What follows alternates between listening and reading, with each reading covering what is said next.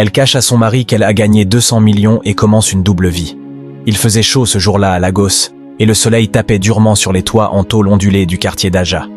L'air vibrait de chaleur, les klaxons bourdonnaient comme des mouches en colère, et les vendeurs ambulants slalomaient entre les voitures, criant leurs marchandises avec une énergie presque surhumaine. Assise dans une petite pièce ventilée par un vieux ventilateur Panasonic qui geignait au plafond, Adaora balayait l'écran de son téléphone d'un geste nerveux. Son cœur battait si fort qu'elle avait du mal à lire les mots qui s'affichaient. « Félicitations, vous avez remporté 200 millions de Naira à la tombola spéciale du Momo Millionnaire Club. Vos gains seront virés sous 48 heures. » Elle lut 3 fois, puis 4. Puis elle jeta un regard rapide vers la porte du salon. Son mari, Chuka, était devant la télé, comme d'habitude, un bol de gari sur les genoux, les yeux rivés à un vieux film d'action nigérian qu'il connaissait par cœur. Il n'avait aucune idée de ce qui venait de se passer dans la pièce voisine. Et Adaora n'avait aucune intention de lui dire. Pas encore. La nouvelle la frappa avec une force douce et terrible. 200 millions. 200 millions de Naira. L'équivalent de presque 3 vies entières de salaire pour Chuka, qui travaillait comme contrôleur de bus d'Onfo depuis 15 ans, toujours avec la même chemise bleue délavée. Adaora, elle, vendait des perruques en ligne sur Instagram, sans réel succès. Chaque fin de mois, c'était les disputes, les factures, les emprunts à rembourser. Mais maintenant, elle éteignit son téléphone d'un geste rapide et le cacha sous l'oreiller, comme si l'argent allait sauter de l'écran pour la trahir.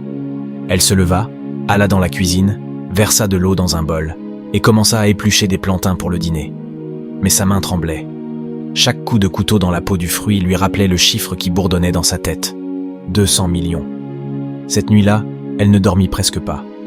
Chuka ronflait à côté d'elle, insouciant. Elle fixait le plafond, les yeux secs, l'esprit tournoyant d'idées. Elle savait que cet argent allait tout changer. Mais pour qu'il le fasse à sa manière, il fallait une décision radicale. Chuka ne devait jamais savoir. Le lendemain matin, elle quitta la maison plus tôt que d'habitude. Elle avait pris un rendez-vous discret avec un gestionnaire bancaire dans une succursale éloignée, à Ikeja. Là-bas, elle ouvrit un compte personnel secret, avec un faux nom, Oluwatosin Johnson. Elle loua aussi un petit studio meublé dans un immeuble discret de Lekki Phase 1, payé en liquide pour 6 mois. Pendant que Chuka pensait qu'elle allait livrer des perruques à une cliente à Yaba, elle passait en réalité ses après-midi à apprendre les codes d'une nouvelle vie.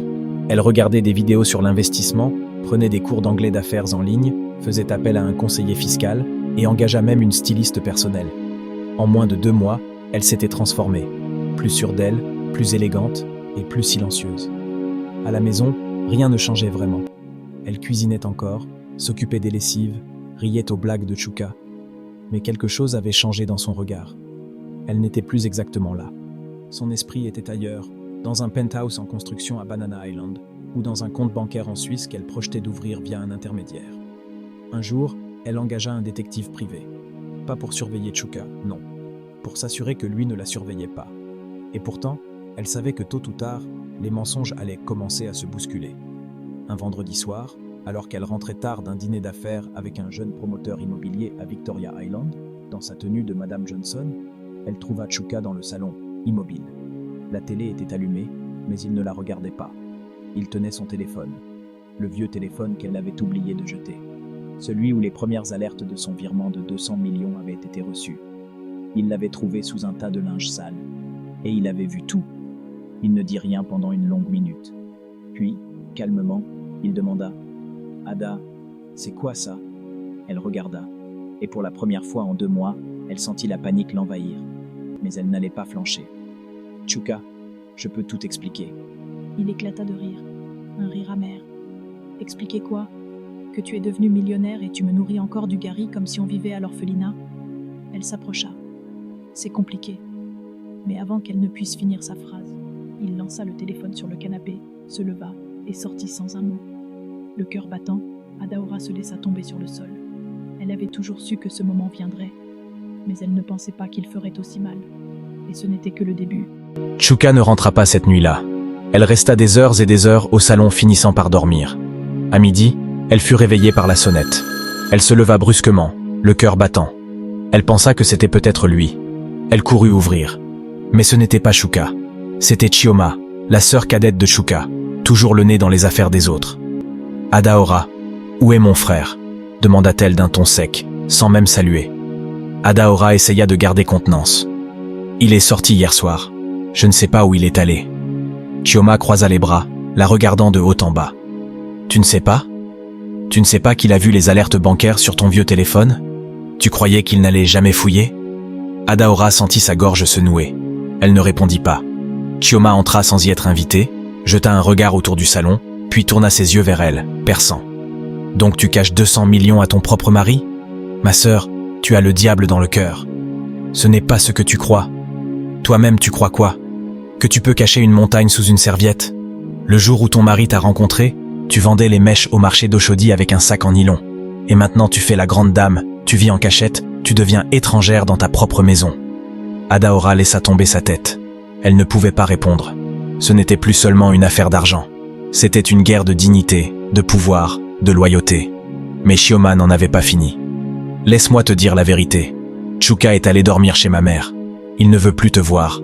Il m'a dit de venir récupérer ses affaires. Adaora leva la tête. Il veut divorcer? Chioma haussa les épaules, faussement compatissante. Il ne sait pas encore. Mais moi je lui ai dit, une femme capable de cacher 200 millions est capable de tuer son mari pendant son sommeil. Tu veux qu'il meure de stress pendant que toi tu bois du champagne à Banana Island? Adaora sentit les larmes monter. Elle détourna le regard. Mais dans sa tête, autre chose se mettait en place. Quelque chose de froid, de méthodique. Elle ne pouvait pas permettre à sa vie de déraper maintenant. Pas après tous les efforts, pas après le silence, les sacrifices. Il fallait qu'elle contrôle la situation. Et rapidement.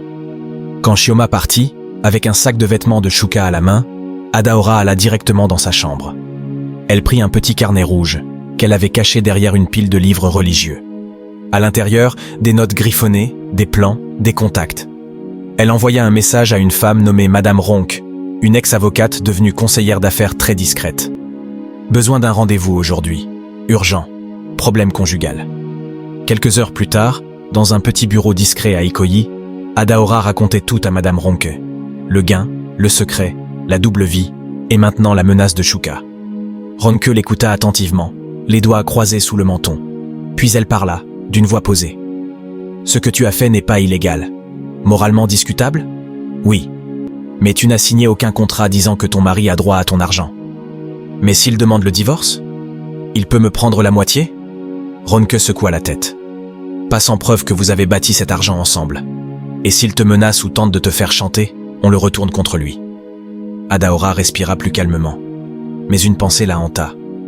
Et si? Et s'il veut me salir publiquement? Raconter partout que je suis une voleuse? Ronke sourit doucement. Alors on joue à son jeu. Mais en mieux. Je vais t'aider à préparer une image publique irréprochable. Tu vas devenir une femme d'affaires. Respectée. Intouchable. Une femme avec une fondation caritative, une société en nom propre et un réseau solide. Adaora l'écoutait, fascinée. Le plan était audacieux, froid, efficace. Le lendemain, Adaora lança officiellement sa nouvelle identité. Tosin Johnson, fondatrice de la société Lush Queen Ventures, spécialisée dans la beauté, le bien-être et les investissements féminins. Elle ouvrit une page Instagram, engagea une photographe professionnelle, lança des partenariats avec des influenceuses locales. Pendant ce temps, Chuka observait de loin les panneaux d'affichage de sa femme dans des lieux publics où il travaillait. On ne parlait que d'elle dans toute la ville et dans tout le pays. Il avait tout perdu. La confiance, la femme, le contrôle. Mais il n'était pas prêt à la laisser gagner aussi facilement. Le lendemain, après avoir fini de travailler, il marqua une pause au petit resto. Il appela un journaliste qu'il connaissait, un certain Corédé, et lui proposa une exclusivité explosive. « Ma femme a gagné 200 millions, m'a trompé et m'a abandonné comme un chien. Je vous donne les preuves. » Le lendemain, les réseaux sociaux explosaient. Madame Perruque devenue millionnaire. Comment Adaora a trahi son mari pour une vie de luxe. Secret, mensonge, 200 millions et une double vie. L'histoire vraie d'un mariage brisé par l'argent. Et ce n'était que le début de la guerre. Les notifications de son téléphone n'arrêtèrent pas de pleuvoir. Instagram, Twitter, WhatsApp, même Telegram. Tout le monde semblait avoir une opinion sur la femme aux 200 millions. Des influenceuses lui dénigraient avec sa photo sur leur tablette en partageant des vidéos sarcastiques. Si ton mari n'a pas vu ton alerte bancaire, c'est que ce n'est pas ton mari, c'est ton voisin. Des pasteurs faisaient des prêches enflammées sur les dangers de la richesse soudaine. Une femme qui cache l'argent est comme Ève qui cache la pomme. Elle entraîne la chute de son Adam. Mais le plus violent, c'était les messages privés. Des insultes, des menaces. Des gens qui la traitaient de sorcière, de voleuse, de menteuse. D'autres, plus sournois, l'encourageaient, lui proposaient des partenariats ou même des rendez-vous secrets. Pendant 48 heures, Adaora garda le silence. Pas une story, pas une photo, pas une réponse. Elle observait, elle calculait.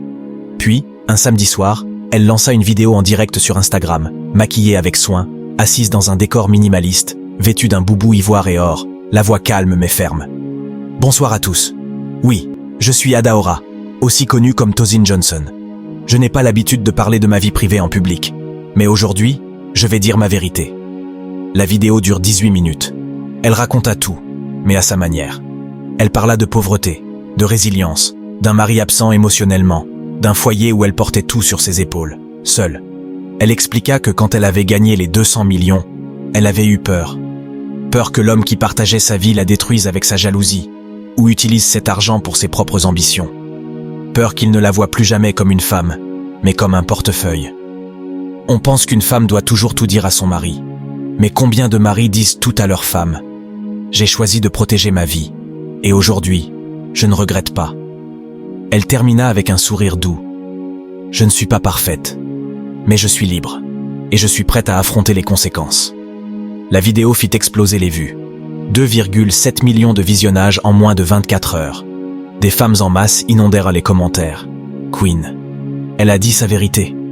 Enfin, une femme qui ose dire non à la soumission aveugle. Mais pas tout le monde n'était de son côté. Chuka bouillait, et il était très furieux. Il regarda la vidéo en silence. Il ne dit rien, mais ses yeux étaient rouges de rage. Il appela son avocat. « Je veux divorcer, et je veux la détruire. » L'avocat, un certain maître Gbenga, lui expliqua que ce ne serait pas facile. Adaora était désormais légalement blindée. L'argent était sur des comptes liés à une entreprise à son nom professionnel, pas au sien personnel. Et comme ils étaient mariés sous le régime de la séparation des biens, et sans contrat, il avait zéro droit légal sur l'argent. À moins qu'on la pousse à la faute. Et c'est là que le plan de Chuka devint plus sombre. Il recruta une jeune femme, belle, discrète, qui allait jouer un rôle crucial, Zainab. Officiellement, elle était journaliste pour une web-série d'interviews féminines.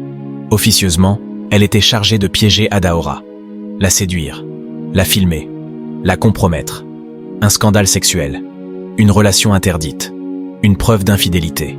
Quelque chose qui détruirait sa réputation et ouvrirait la porte à une bataille judiciaire. Zainab s'introduisit subtilement dans la vie d'Adaora. Elle assista à une conférence de femmes entrepreneurs, posa des questions brillantes, envoya un message de remerciement poli, et quelques jours plus tard, proposa un déjeuner sans engagement. Adaora, flattée, accepta. Elle avait toujours apprécié l'intelligence chez une femme, et Zainab savait exactement quoi dire pour éveiller sa curiosité. En quelques semaines, elles devinrent proches, trop proches. Un soir, dans le petit studio discret de Leki, un baiser fut échangé, timide, puis plus affirmé, et une caméra cachée dans un coin de la pièce clignotait en silence. Le lendemain, Adaora reçut un message anonyme. « Tu veux jouer à la femme libre ? Voici le prix. Donne 50 millions ou la vidéo sortira. » Le piège était tendu, et Chuka attendait dans l'ombre, persuadé d'avoir gagné. Mais il ne savait pas que cette fois, Adaora avait prévu. Car dans son entourage, elle avait engagé quelqu'un que personne ne soupçonnait. Un ancien hacker reconverti en cyber-investigateur, surnommé Kolo, qui avait flairé la manipulation dès le début. Il traqua l'origine des messages, pirata l'IP du téléphone émetteur, remonta jusqu'à un certain numéro, lié à Chioma. Adaora comprit alors l'ampleur de la trahison. Ce n'était pas juste Chuka, c'était toute la famille qui avait décidé de la faire tomber. Elle s'assit, l'écran affichait « Chioma, appel entrant ». Elle décrocha. « Tu veux parler maintenant, hein ?» lança Chioma avec arrogance. Mais cette fois, la voix d'Adaora était glaciale, tranchante. « Je veux juste te dire que tu as 3 heures pour dire à ton frère d'arrêter cette folie. Sinon je publie tout. Les messages, les plans, le piège, la vidéo. Et croyez-moi, personne ne pardonnera à une famille qui tente de piéger une femme avec une fausse affaire de mœurs. » Un silence, puis un ricanement. « Tu bluffes, Ada. Et c'est moi. » Et elle raccrocha. 2 jours après l'ultimatum, une vidéo floue, mal montée, fuitée depuis un compte anonyme sur Twitter, montra une silhouette ressemblant fortement à elle, dans une position intime avec une autre femme. L'éclairage était mauvais, l'angle ambigu. Mais le buzz, lui, était net et féroce. Les gens n'attendaient même pas la confirmation. Hommes et femmes se moquèrent d'elle en ville criant La honte, ça va t'apprendre. Lesbienne comme ça. On doit même te tabasser ici correctement et bien même. Avec sa perruque de 250 francs. Madame aux 200 millions est lesbienne. Voilà pourquoi elle a quitté son mari. Elle voulait vivre en cachette pendant que son mari souffrait. Dieu a exposé sa honte. Et dire qu'elle faisait la motivation speaker. En moins de 24 heures, ses comptes professionnels furent suspendus. Les sponsors se retirèrent. Les banques reconsidérèrent leurs relations. Une pétition circulait pour faire retirer sa fondation du registre des ONG actives. Des pasteurs la traitèrent de Jézabel moderne, des vidéos virales l'accusaient de culte d'argent, et un débat national fut lancé sur les femmes riches et leur désobéissance. Zainab, de son côté, disparut complètement. Mais Chouka, lui, en profita. Il fit le tour des plateaux télé, victime modèle, homme abandonné, brisé par l'argent et la trahison. Les larmes bien placées, la voix tremblante. Il déclara ne rien vouloir de l'argent, seulement la vérité, la dignité d'un homme. Il fut invité à des églises, soutenu par des hommes politiques conservateurs, et gagna le cœur du public. Adaora, maintenant misérable, essaya de contre-attaquer. Elle publia les preuves, les échanges, les menaces. Mais le mal était fait. Les gens ne lisèrent plus. Ils jugeaient déjà. Des menaces de mort commencèrent à pleuvoir. Des inconnus taguaient Achewo sur les murs de son studio. Une pierre fut lancée sur sa voiture à un feu rouge. Les femmes qui l'admiraient se taisaient. Celles qui l'enviaient, maintenant, riaient. Un soir, elle reçut un courrier officiel. Sa société était placée sous enquête fiscale et financière. Une plainte anonyme avait été déposée. Gel de ses comptes. Enquête sur l'origine des fonds. Le genre d'enquête qui, au Nigeria, ne vise pas la vérité, mais l'épuisement. Son avocat lui dit la vérité en face, sans filtre. Tu es seul, et maintenant que l'argent n'est plus un mystère, tu es un danger pour eux tous. Ils vont t'effacer. Adaora resta silencieuse. Elle ne retourna jamais dans la maison de Chouka. Elle ne contacta plus personne de sa famille. Elle quitta son appartement de Lekki, changea de numéro, disparut des réseaux. Certains disent qu'elle s'est enfuie au Ghana. D'autres qu'elle a rejoint une secte spirituelle au Bénin. D'autres encore affirment l'avoir vue errer à Port Harcourt, les yeux vides, parlant seule. Mais rien n'a jamais été confirmé. Un an plus tard, dans une ruelle d'Ibadan, le corps d'une femme fut retrouvé derrière un dépôt de containers. Elle n'avait aucun papier sur elle. C'était Adaora. La police classa l'affaire comme mort par overdose ou dépression. Personne ne réclama le corps. Et pendant ce temps, Chouka, redevenu simple chauffeur de bus, raconta son histoire 1000 fois. Toujours en terminant par « Quand une femme a trop d'argent, elle oublie Dieu et son mari. » Le public riait et hochait la tête.